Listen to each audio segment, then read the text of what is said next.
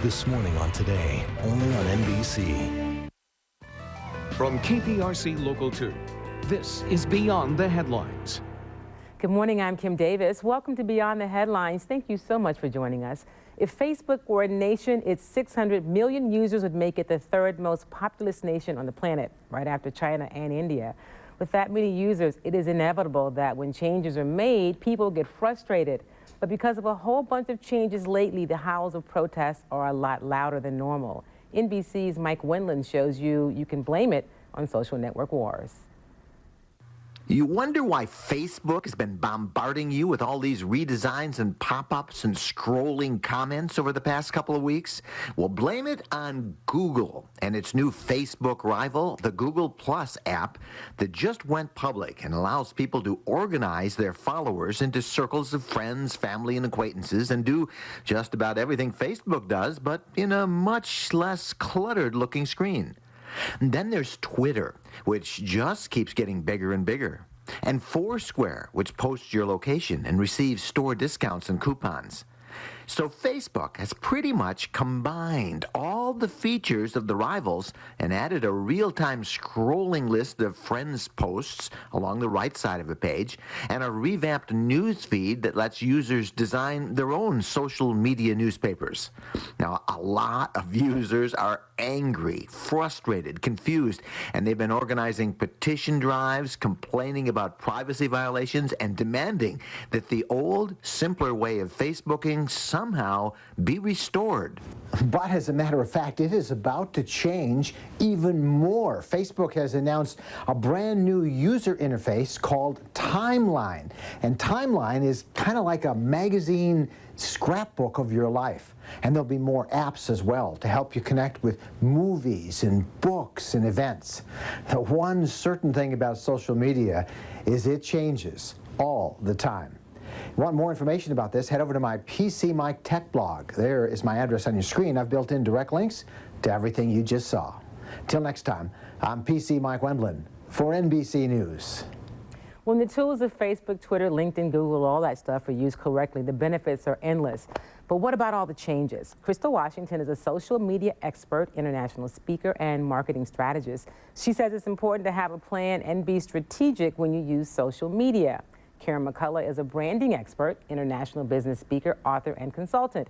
She attributes a 30% growth in her business over the last year to implementing social media. Crystal and Karen are joining me today to talk about some of the changes and the evolution of social media. Good morning, ladies. Thank you for joining me. Okay, first of all, Facebook is driving me crazy. I thought I had a better handle. I came to one of the social opportunity workshops, and then they went and changed it. And I think that's happening to a lot of people. Right. Why? We saw the story, and what should we know about what's happening? Well, the thing is social media is going to consistently change. It's not going to stop changing because we're evolving. And, these people that have these companies, they're not stupid. They know that they have to stay on top of the next new development. And when Google Plus came on the scene, Facebook saw, oh, wait a minute, this is growing pretty fast. We have to do something. So as long as there's social networks that are trying to eat each other's lunch, we're going to continue to see this. So Karen, you've talked before about being this baby boomer who had to embrace this whole culture. Are you frustrated like the rest of us? And how do you handle that? Well, first you get frustrated, and then you put it on Facebook, and you tell everybody that you're frustrated, and then like 50 people, they respond. So you feel like I'm doing better. And then Crystal comes in and says, just a second, and she starts to really, that's why it's really great to have her in my life and in your life, because she can help you understand why this is beneficial and why it's happening. And I think that once you realize that this is going to be organic, it's not going to change, that it is going to change, and we have to be open to it, I think it really helps you accept these changes. Okay, let's start with Facebook, and let's talk about what's happening with Facebook and what people should know. It looks fancy. They say it's better and easier. It's not for me at this point. What should people do first or know first about these changes? The first thing is the way Timeline's going to work, it's working in combination with something called Open Graph. All that is all these new apps that mean that when you check out something on Netflix, or when you're running and you're using the Nike app on your phone, it can integrate into Facebook. And so what Timeline's allowing us to do is to take all these different apps we've been using and share them more easily. And it's almost like a scrapbook, including all of our minor activities. Now, the most important thing to keep in mind is security. So before you start accepting all these new apps as they start to open up, start thinking, do I really want to share this with the world? If you're on Facebook for business and you're renting movies that maybe they're not risque, but it doesn't really help with what you're trying to promote, don't approve that app because it'll start automatically posting on your wall. So think about security before you accept things. And why would we want people to know, Karen, about what apps we have? I mean, what's the benefit of that? Well, we probably wouldn't.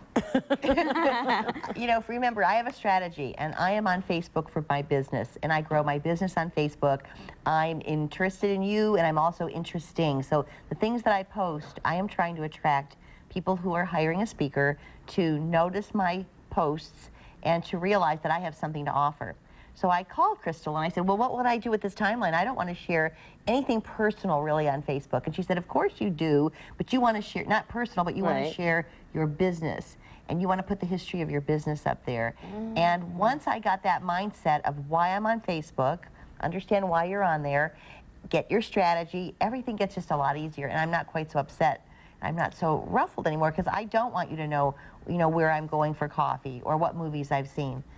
That's not part of my Facebook, but think about the younger people. They love that. I mean, this is really about that generation. But we can still use it for, even if you just use Facebook for your job. If you say, you know what, I want this to be something that helps me be better at my job or boost my business within my company, this timeline can still be applicable. Well, let's use Karen as an example, if she doesn't mind. Karen's a speaker. She travels multiple times